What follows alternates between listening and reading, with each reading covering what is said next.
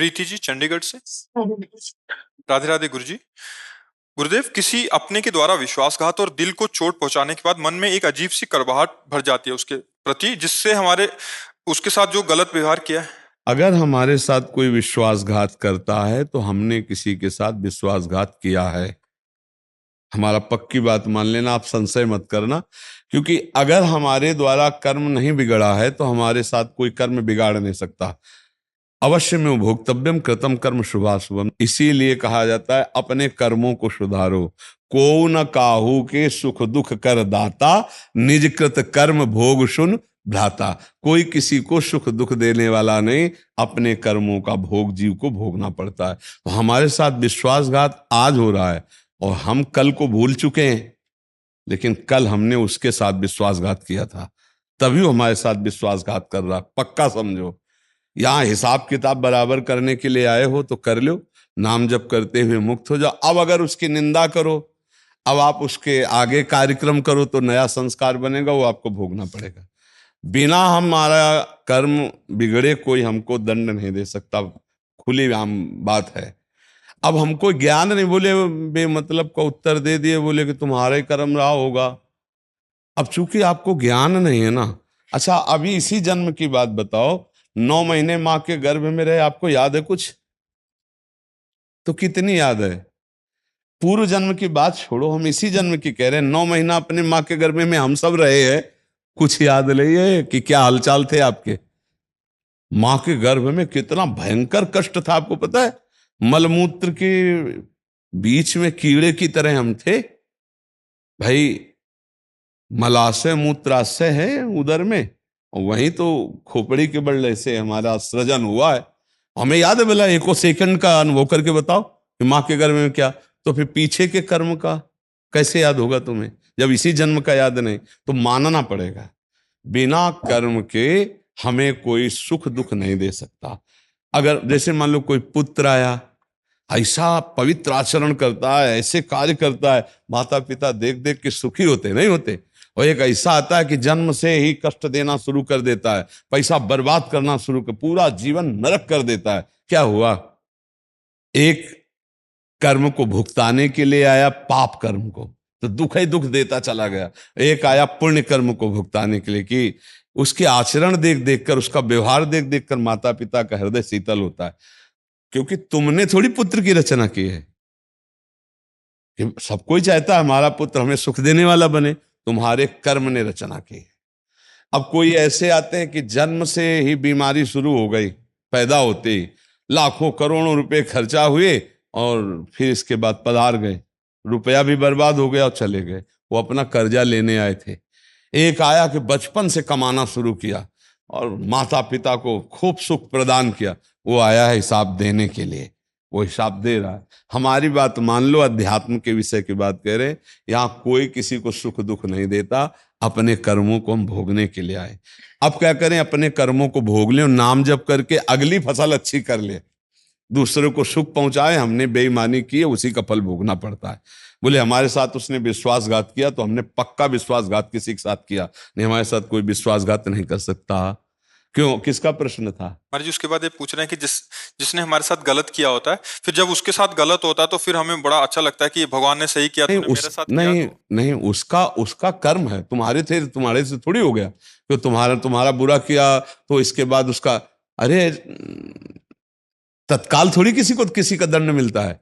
आप देखो कितने ऐसे आतंक फैलाने वाले लोग, दुष्ट स्वभाव के लोग बड़े बड़े अपराध करते हैं और तुमको आनंद में दिखाई देते हैं, बड़े सुखी दिखाई देते हैं। वो तत्काल थोड़ी। एक किसान फसल बोता है तो 4-5 महीना लगता है भैया। एक आदमी कत्ल करता है तो उसको 2-4-6 महीने लगते हैं न्यायाधीश को सजा देने के लिए। तो ये सरकारी काम है। अब आपका कोई बेईमानी की और तत्काल उसका एक्सीडेंट हो गया, हाथ पैर टूट गया, तो आप समझते हो कि आपका करने नहीं, नहीं, उसका वो कर्म संयोग चल रहा है। तुम्हारा कर्म संयोग तुमको भुगतना, उसका कर्म संयोग। क्या एक भक्त को ऐसी भावना भी नहीं आनी चाहिए? नहीं करनी चाहिए, नहीं करनी। उसको भगवत प्राप्ति में बाधा होती है महाराज जी। स्वयं के बाधा होती है। जो हमारा अपमान करे, जो हमारे साथ धोखा करे, अगर उसको कष्ट पड़े तो हमें भगवान से प्रार्थना करनी चाहिए, प्रभु उसकी बुद्धि शुद्ध कर दो, उसका मंगल करो नाथ, आप तो मंगल भवन है। तो उससे क्या होगा, उसका मंगल हो कि ना हो, आपका मंगल हो जाएगा। और आपको अच्छा लगा, भोगा भोगा ना, तो वो भोगेगा जो भोगेगा। अब आप जो नया कर्म कर रहे हैं ये आपके लिए बहुत महंगा पड़ जाएगा। इन बातों को कोई समझता नहीं ना, ये अध्यात्म का विषय है। उसको बड़ा सुख मिलता है कि देखा ना अपने कर्म का फल भोगा। और आप ये जो अब नवीन आपका चिंतन बन रहा है, दूसरे के प्रति द्रोह बन रहा है, द्वेष बन रहा है, ये आपको जलाएगा। इसलिए बहुत संभल के देखो, हम यहाँ आए मुक्त होने के लिए। ना हम यहाँ किसी का कर्जा लेंगे, ना किसी से कर्जा किसी को कर्जा देंगे, ना हम कुछ यहाँ किसी से द्वेष करेंगे, ना किसी से मित्रता करेंगे। बचा के अपने आप को निकाल लो, वही जीवन मुक्त हो जाना है। अब ये कर्म फंसाता रहता है जीव, तो आगे जन्म फिर लेना पड़ेगा। पुनरपि जननम पुनरपि मरणम पुनरपि जननी जठरे शयनम। एक का खेल हो रहा है, दूसरा नहीं है। एक ही है। हम ये बात करें तभी सवाल हल होगा, जब आप याद रखोगे सूत्र की एक है, एको ब्रह्म द्वितीयो नास्ति। वही है, वही है, वही है। अब हमारे साथ जो भी बर्ताव कर रहा है वही परमात्मा कर रहा है, क्योंकि हमने ऐसे कर्म किए हैं, तो उस काम को भोग भुगाने के लिए वो विविध रूप रख रहा है। सच्ची मानिए वही है, बहुत कृपालु है, बहुत कृपालु है। जो भी वो कर रहा है हमारा परम मंगल कर रहा है। हमें दूसरे भाव में आकर के अमंगल मनाना, हम अपने ही प्रभु का अमंगल सोच रहे हैं, हमारे ही प्रभु उसके अंदर बैठे हुए हैं। अच्छा, प्रभु निकल जाए तो शरीर बेकार हो गया। तो हम अपने ही प्रभु के लिए तो सोच रहे कि अच्छा बुरा है, भोगे भोगे। अरे वो प्रभु की फिर आराधना क्या करना अगर दूसरे के लिए बुरा सोचे। प्रहलाद जी को जब भगवान प्रसन्न हुए तो प्रहलाद जी के हृदय में एक दुख था।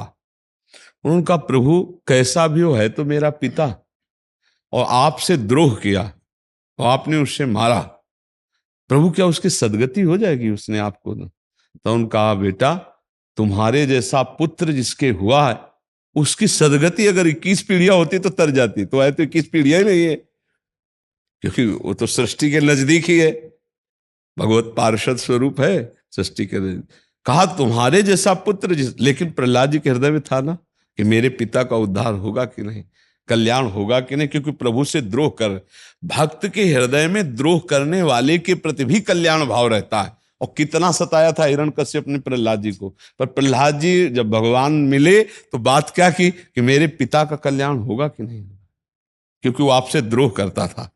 तो उनका जिसे आप जैसा पुत्र उसका कल्याण नहीं। तो भगवान ने आंतों की माला डाल रखी थी उसके हिरण्यकश्यप की। तो ऐसे मान लो प्रश्नवाचक दृष्टि से देखा कि, तो उनका इन आंतों में अन्न पचा वीर्य बना, और तेरे जैसा माँ भागवत इसलिए मैं माला पहने हूं हाथों की।